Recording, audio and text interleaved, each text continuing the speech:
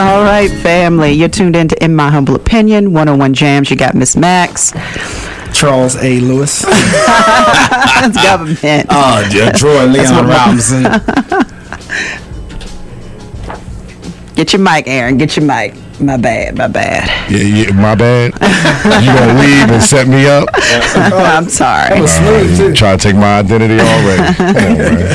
Hey, so yeah, we thank you for sticking with us for this show. We just spoke to a very powerful Black woman doing works right here in our local community, and we want to keep that rolling. And we have another sister who we are all very excited to hear what she has to say. She has written a book, and we're looking forward to jumping into this thing and just learning more about it.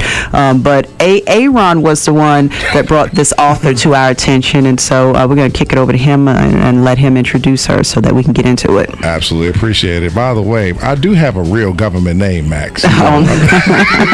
Aaron Simmons. Thank you. Excuse me. Have you heard him say it? He changes everything. How you doing? This is Aaron Simmons. I really appreciate it. It's funny because I was actually, just to give people a little bit of background, I was in we were in a real estate office on a Saturday, and she was just there doing her thing, just working on some projects or whatever, and we just started having a really, really good conversation.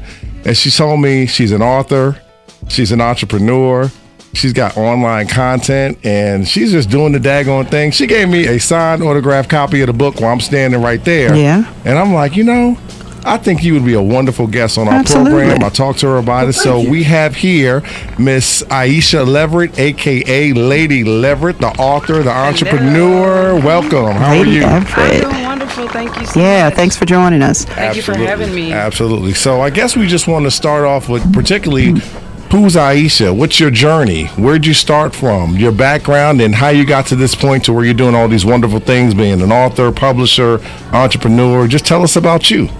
All right. Well, originally I'm from Cleveland, Ohio. I grew up there. I was raised by my great-grandmother, who is now deceased. So not grandmother, great-grandmother. So she was 60 when I was born. So unlike most children, I had a lot of leeway in life where she was just kind of like, okay, I can't keep up with you, so do what you're going to do. And from there, I kind of explored life at my own terms. So I dealt with a lot of different things, from running the streets, selling drugs, prostitution. You name it, I pretty much did it. Stealing flowers out of people's yards, selling them to neighbors, candy, everything you can think of. Wow. Now, is this Cleveland in the 80s? Yeah, I was born in 88. Okay, so this is Cleveland in the 90s. So can you give us a background of what was it like? Well, at that time, obviously, growing up in Cleveland around that time, because a lot of people today, only thing they think about in Cleveland is LeBron James. Oh yeah, LeBron is far from and how bad the Browns are. But give us a little background of I had to get a shot in there, so but just give us a little background. What was it like growing up in Cleveland in the late 90s, and just the temperature of the city at that time? Well, growing up in Cleveland was a lot different. It has an entire different structure than most cities. So where we lived was East Cleveland, which now if you went there is pretty much abandoned, holes in the streets everywhere, like 5 police cops. That's where they take the dead bodies when they come up, Anyhow, back then, that's when I'm About It was around. So we had Master P always playing around, Nuck a Few Bucks. So that's what we grew up. That's what we grew up. Razor, don't get excited. Right? She's speaking my language. So, a lot of barbecuing. Where my street was actually located was in the middle of 3 different gangs. So we had Bloods, we had Crips, we had Folks.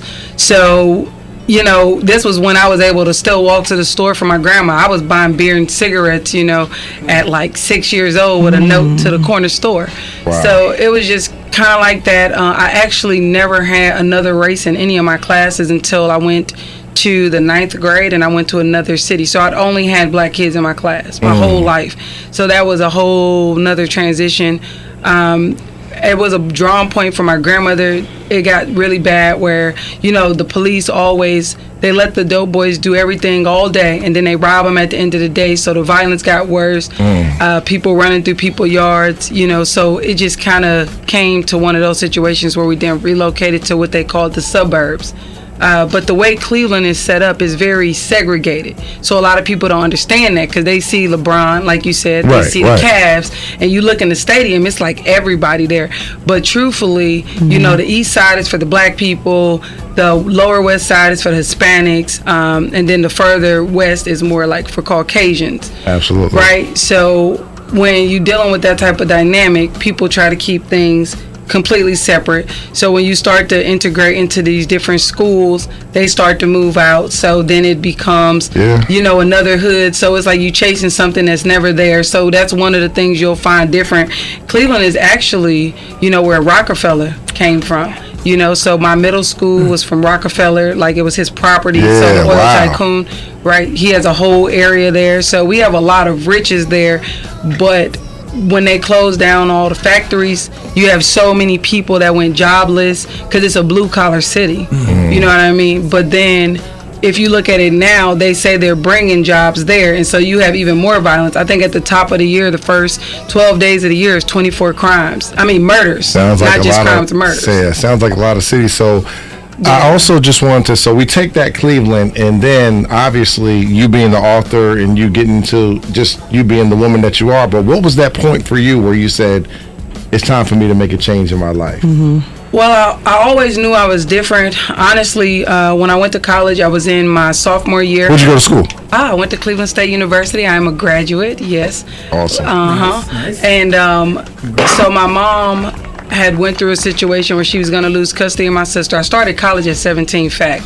I actually graduated a year early because I was like, if I don't leave this school, I'm never going to graduate because I stayed in fights, right? So what kind of kept you the circumstances were kind of horrendous, it sounds like. So what kind of helped to keep you on the right path so that you could make it to college, aside from the fact that feeling like you know what I'm saying, were different and I guess had a higher purpose or whatnot?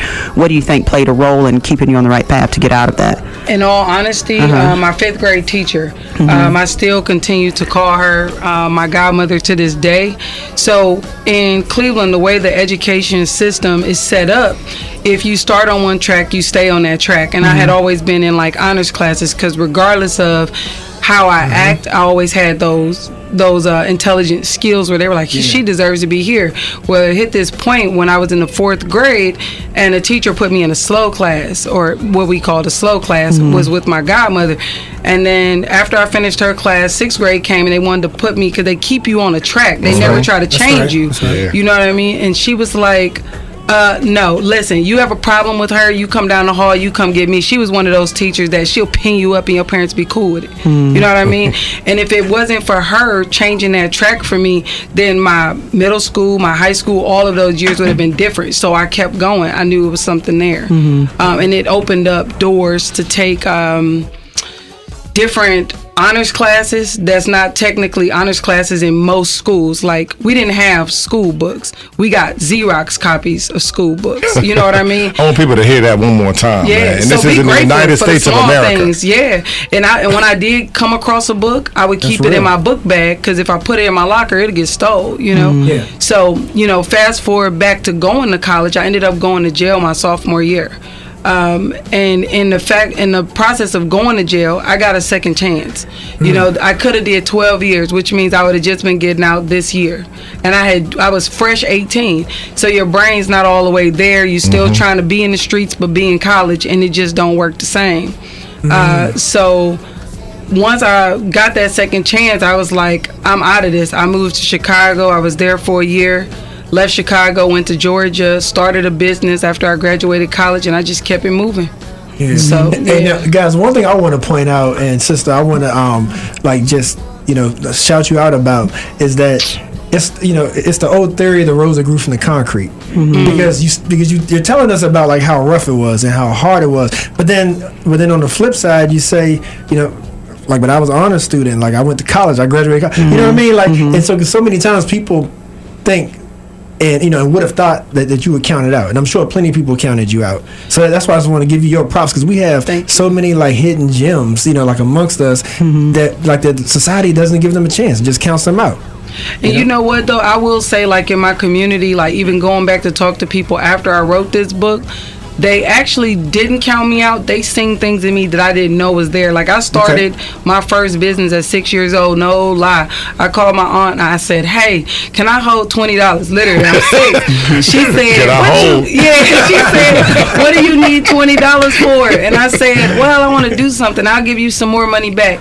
That next day, I walked to the grocery store about 1.5 miles, 2 miles away. I went grocery shopping to get all the little things I needed. I called what we call a jitney. It's like AKA the Uber today. And they drove me to the house. Cabs, they drove me to the house because they was outside waiting. And then I went in the house. I said, "Grandma, can you help me bake this stuff?" She helped me bake. She ain't asked no questions, And I made $150 that day. The whole summer, I had a whole crew running for the whole summer. I had one person with a wagon with everything from the stand, with the dope boys on the corner making them buy everything. I had somebody hold the sign. I had somebody knocking on doors. That's just some stuff is just in you. You just got to have the right people believing in you to blossom it out. Well, you're talking to a room. You got a couple hustlers in here. Don't point at me. FBI. You know what you remind me of? You remind me of wine and grapes. A wine cannot become wine until the pressure gets applied to it. Other than that, you're just talking about grape juice. So that's what you need. So your surroundings were made for you. They were made for me. They were not your circumstances. I like that. Yeah, absolutely. That's why I'm not talking. I'm just listening to you and I'm smiling inside because you probably needed that to be able to venture out and do other things. Oh, absolutely. And then when I look back at my parents now that I'm older, I've been able, by writing this book, I've been able to give them grace and forgiveness, because one of the things that we tend to forget is that everybody had a life before they became your parent. You know what I mean? Right. So holding them to the ground about things and mistakes they made, we can't make excuses because of how we were raised. We have to now overcome. Girl. And that's just, what I mean? Yeah. Can we get an organ? Can we? Max about to go in. And I think that's what makes me keep going, though, is that I don't make excuses.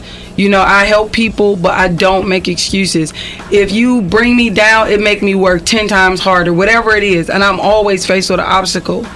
So to think you'll live in this life and it's this fantasy world, whatever you want, I'm trained to know you got to fight for it. And I always do. Whatever I do it good, period. I got in real estate, after owning 2 other successful businesses. It's like I adapt to my environment and then I just prowl it and I just become a pit bull at it because it's built in me. Yeah. All right, Lady Leverette, we're going to take a quick break. When we come back, we definitely want to delve into the details of your book, Naked Truth. We're certainly going to talk about the cover. You're brave, girl. You're brave because it ain't in me. Oh, Lord. Yeah, but we're going to take a quick break. When we come back, we're going to continue this conversation with Lady Leverette, and we're going to talk about the naked truth. Good talk, y'all. Hope y'all appreciate it, and you're learning something from it as always. A little edutainment as we do. Hey, so Miss Lady Leverette, I noticed that song right there looked like it brought back a couple memories. Oh yeah. Man, she started talking about body, bro. Ice cream man, all that. Yeah. The one I'm curious on what what memories, how nostalgic that was. But I know the one thing for me, I try to tell like my sons now, some of the kids, I'm like you hear how they make a big deal about hip hop now and how melodic it is and how everybody's singing and whatnot. I'm like, y'all ever heard of a group called Bone Thugs? Like when they came out, people were like, "What?" They is weren't this? ready. Like what is this mess? That's what a lot of people were around here saying. Their time. Way before their time. But you know what? And when I lived in Chicago, I never knew it was another Cleveland. So I'm thinking like, I'm from Cleveland. They like Cleveland, Illinois. I'm like, no. I'm like, we're Bone Thugs. They're like, oh, it's East 99. That's right. I'm like, yes. That's right.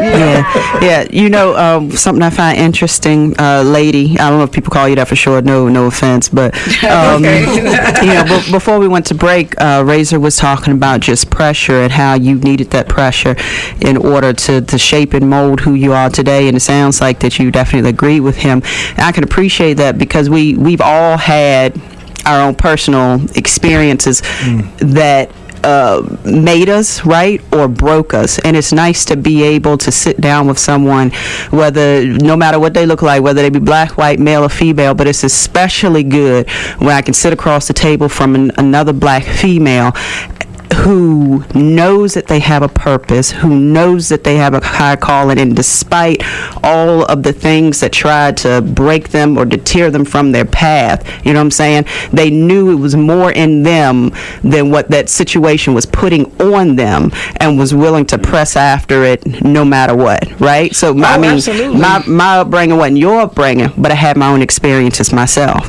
And whatever they were and however they came, it was like, you know, they might make me stumble, right? Might fall to my knees a little bit, but there was more in me to stand back up and keep pressing. Why? Because I knew there was something in me, and there still is, and that I'm reaching it, and I'm fighting it, and I'm trying to, you know what I'm saying, obtain those things. So, you know, much respect to someone else who can recognize that as well. Hey, Max, thank you. Max, I can appreciate, like, you just... For those that have been listening for the past 5 years, you know, Miss Max just had a moment of transparency, and that's why the show is as great as it is. Mm-hmm. Yeah, you just had your Oprah moment again. Yeah, I guess so. We need an organ. We need an organ in here. And you know, lady, I'm sure you reached a point too. It's like, if I stop now, what else I'm gonna do? Right? You looking around like, what else is there left to do? I can't stop now. I got to keep going because I got to reach what I know is in me. You know what I'm saying? Oh, absolutely. And right. You know, when I did get in trouble and got a felony, it was really a lack of representation from a lawyer. But once again, that's a whole nother topic for another day. Wait, can I say something real quick? Yeah. Wasn't that a topic on the show a couple of weeks ago? Yeah, well. Oh, man. And not only a topic, but that was a story of life. That was a story of life. I believe it. I mean, I lived that. Like, I literally watched a witness on a stand lie compared to his written statement, get called out on it, and I still be convicted when it was technically self-defense. But Ohio don't work like that. It's 3 elements to self-defense. They have to come to you, which they did. You have to feel endangered, which I did, but you can't overdo it. Now, here's the irony in that. If I got a knife, right, because where I'm from, you're not walking around with nothing, and you got a gun, but I win, how was that overdoing it? You understand what I'm saying? And that has always been an emotional thing for me. But I looked at it and I said, well, the things I were doing in the street at the time could have landed me much worse. So this is God's plan for me to reshift my attention. And I had never been so focused in my entire life by going through this. I sat in that courtroom and just thinking, this man could have had a bad day, could have had a bad experience. He had his fate. When he hit the gavel, whatever was said and done. That scared me. And it only took once. So that's why I always say, I didn't ask for a second chance. I took my second chance. And that was that. You can't even get me to go in there for a speeding ticket. I'm like, nope. I know, right? So were you brought up in the church out of curiosity? Because a lot of time you've referred to God more than one time, and so under the circumstances that you grew up in and experiences that you've had, I'm just wondering how God played a role in that. Did you learn him on your own, so to speak, or were you brought up in the church? I was not brought up in the church. Okay. I had an older lady that lived next door to me, and she would take me from time to time. But actually, that was my entire 2019 goal, was to grow closer to God. Okay. And in that journey, I've learned that everything we see as negative, it really just takes how you look at Perception it. is everything. Perception is everything, correct. And because of that, I'm able to hone in on him a little bit stronger, a little bit harder, and realize where I can fix things, because I can't control other people. Yeah. All right, look, now, fellas, if I may proceed a little bit. You got a question? Yeah, now I got one statement. When right, she was talking about, like, she had a knife, or she had a knife, the other person had a gun, whatever. I'm one of those type of people. It's not my fault if your hands ain't as fast as your lips. So there is no overdoing it. You know what I'm saying? Yeah, if that's what the circumstances is. It's like a soldier. We tell soldiers in a minute, make sure you come home. When we send you overseas, make sure you come home. That's my thought too. If something goes wrong, if your hands ain't as fast as your lips, like Cedric Entertainment said, you can hang it up. And that's what I told the judge. I looked dead at him, square in his face, and I said I wouldn't change a thing about that moment because it was my life or her life. And if she pulled the trigger fast enough, I wouldn't be here today. So we just got to do what we got to do. But he understood that. And you know what? I actually did a bench trial. And I chose not to do a jury because I knew they would bring a bunch of people from way out and yonder that don't understand why I would have a knife walking through the streets of Cleveland, East Cleveland at that. I mean, the city where if you see a white person and you like, oh, what they prostituting or selling drugs? What you doing here? That's where I come from. So, Yeah. All right, so let's get into this book, Naked Truth. Girl, they got you on the cover, butter ball naked. With a little gravy back. All naked. I didn't even hide the fat. Hey, that's how it was when Aaron had the cover here, right? So I was walking, hey, fellas, how you? What y'all reading in here? And they still trying to have regular conversation with me. I'm saying, y'all, ain't nobody look bad. Yeah, but no, I want to talk about this because it's interesting that you chose to display these certain words on your body, right? So for anyone, we'll share maybe the website information later, but you have written on your body words like fear, menacing, sad, filthy, bully, ghetto, worthless, misunderstood, hostile, anger, all types of things, abandoned, naive, sad, different things like broken, different things like that. And so can you just delve into the reason why you chose to display those words on your cover, but much more so why you decided to place them on your body? So I explained earlier that I had been through prostitution. I've been through a whole entire promiscuous part of life. And the way the book is meant to be is it's a process, and that's why I'm writing 3 of them, and it's a time capsule. So in that specific time capsule where the Naked Truth falls in is exactly where I was at that time, what I believed, how I felt, and the things that I've experienced.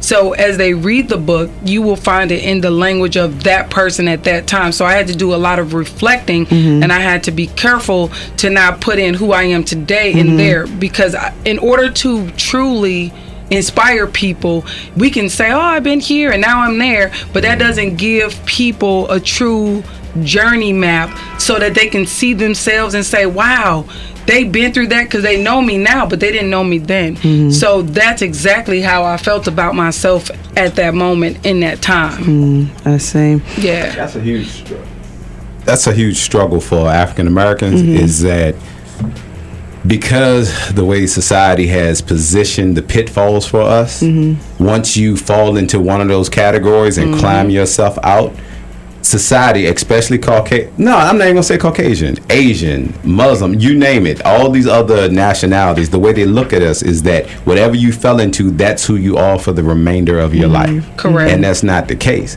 But we'll speak forgiveness on everything else they try to help. It blows me. And then we'll sit there and look you in your face and have a conversation with, or try to have a conversation with you and get you to understand their point of view, knowing that they cannot walk your path because they have never went to the circumstances that they created for you to be in. Like when she talked about East Cleveland, like she said, you see a Caucasian person down there, they trying to buy drugs.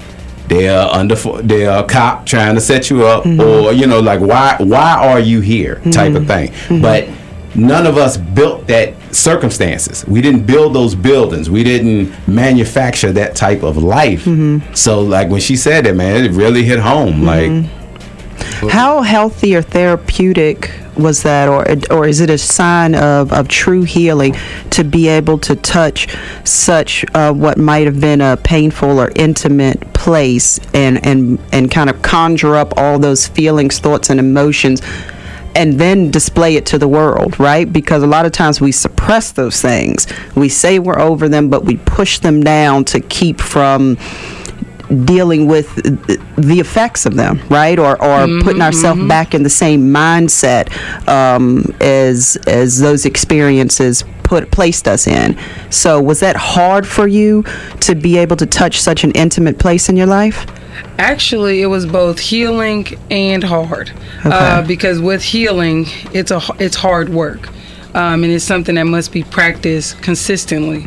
So when it comes to writing this book, every time I had to go back and edit it, I had to relive it over and over and over. And it was moments where I would have to either cry it out or take a step back. The most emotional part is when I had my editor do the interviews of my mom, my dad, my friends, and a few people which you find at the end of the book. And I kept it as they spoke it, because when I read those interviews, I'm like, dang, I really perceived certain things one way, or it filled in gaps where I was told something different. Because you have to understand, I was raised on the great side of my family. So you know how your kinfolk talk to one another about each other. So you come up with these stories that become embedded in you. But once those stories are clarified from the parties that's actually the stories are about, you're like, wow. And when I look at my mom and my dad, we are so much the same. We just chose different ways and had different opportunities. But I don't take anything from them. They're just as smart, just as driven, just differently. Right. So it was hard. It was very hard. But I did it in 6 months. I understand. All right, we're going to take another quick break, lady. Again, we appreciate your time. This is much more than a book. You're healing some people, girl. They're happy to hear your voice right now. Thank you. We're going to take a quick break. When we come back, more conversation with Lady Edwards. Give it to me, Charles. Wow.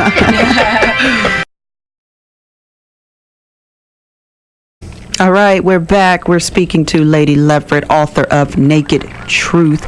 You got Miss Max, Sir Charles, Razor, and A.A. Ron. I believe Razor has a question for you, Miss Leverette. Yeah, I do. Yeah. Now, speaking on the upbringing that you had as a child, like you were very independent, weren't scared to do things, walk down the street, mile and a half, all that type of stuff. Uphill both How ways. you know the exact distance? Me and her tapped in like we cut from the same cloth here. But how do you change how you raise your own children as opposed to how you were raised? Ooh. Yes, ma'am. Well, obviously, I'm giving them. Hold on. First, I'm the first in my family to raise my own children. So, to me, that meant a lot. So, I give them experiences. I take my children to an international vacation at least once a year. I try to give them experiences, but we have very good real conversations, because there's certain things that they're not going to have that I do have, like street smarts along with book smarts. It matters, so for them we have those conversations. And so they go to a private school, they do gymnastics, but I still remind them of who they are. I give them affirmations, and I actually teach them a certain level of independence, to the point where as soon as they start walking, they got their own backpack with their own diapers in the back. So we start early. Wait. She got her own babies wiping their butt. No, but Say it with your chest. I'm telling you, Hold that bottle. no lie. I can't even squeeze my fingers. Now let me ask you this: coming from the street, and we like our kids. This happens to be my wife right here. Oh, good. Okay. Our kids go to private daycare and all those types of things.